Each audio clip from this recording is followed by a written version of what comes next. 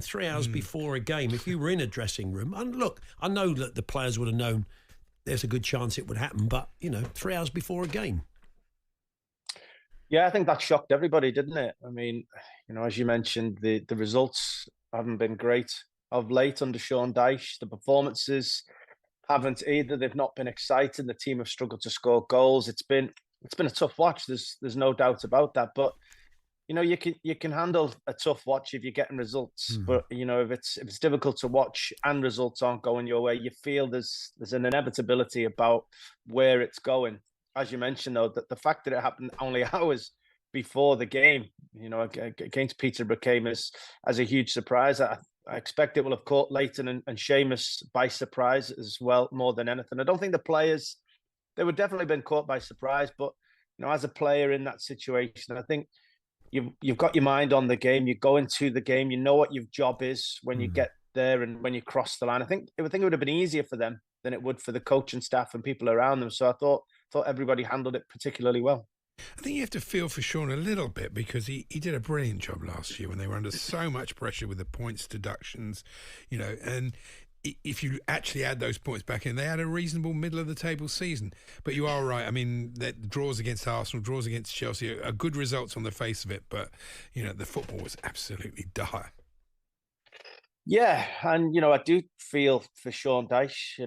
As you mentioned, when he came in initially a couple of seasons back and put a really good run towards the end of the season and got Everton out of a difficult situation, and then his second season is just as difficult for different reasons and circumstances. You thought the team would kick on this season, be able to move forward, take some strides, and it hasn't happened. There's no doubt Everton lack at the top end of the field, not just with being able to convert chances, but creating them.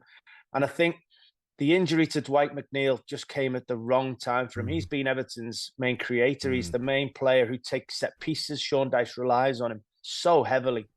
And for him to get injured just before Christmas and miss this period, it sort of felt that's what it was building toward. Without Dwight McNeil to sort of keep the team's head above water, keep creating those chances and the set pieces that, Everton don't have enough without him. And Sean Dyche has paid the price.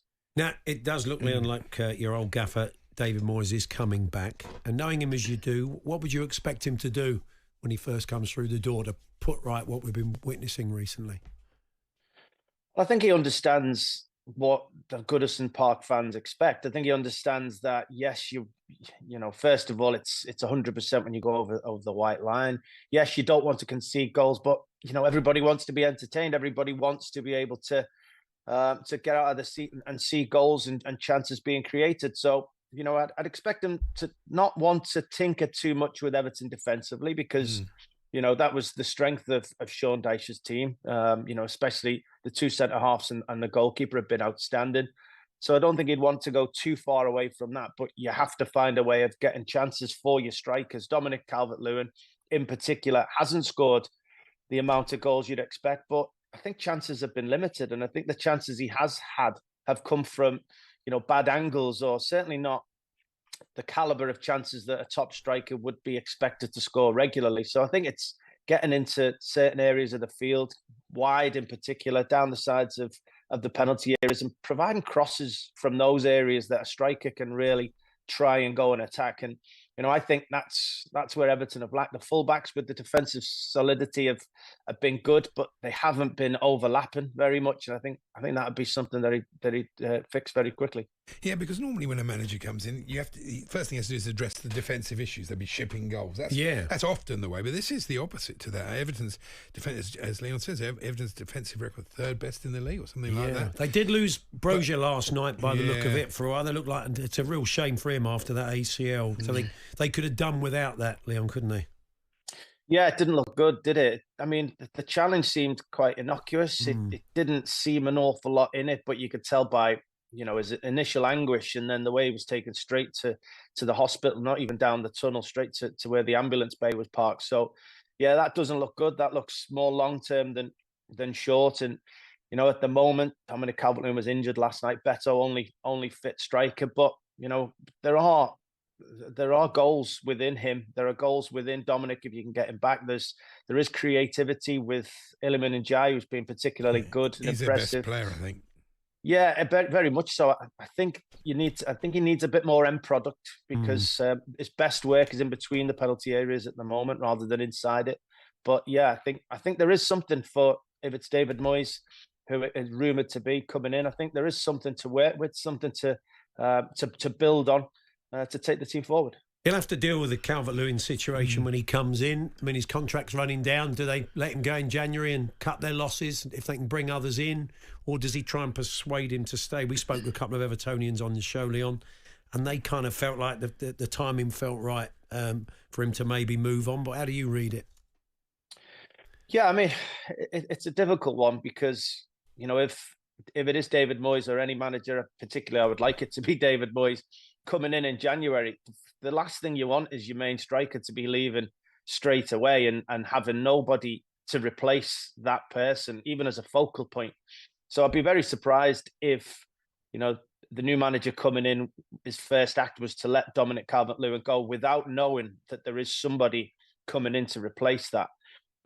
You probably, in a perfect world, if he is going to leave, you'd take the money for him now. But, the fact that staying in the Premier League is a lot more important than trying to get anything you can out of Dominic Calvert-Lewin, and his staying about at the moment, I think is important, as well as people getting fit, as well as this new manager bounce and the Goodison Park crowd, as you'd expect, getting behind the manager when he comes in, and hopefully not just enjoying this next few months, but staying in the Premier League. But remembering this is the last season at Goodison Park, and it's vital in so many ways that Everton pick up as many points as they can in the next 2 months, say, so that the last month at Goodison Park can be enjoyed and remembered and sort of signified, rather than it being a big panic about, is the club going to stay in the Premier League?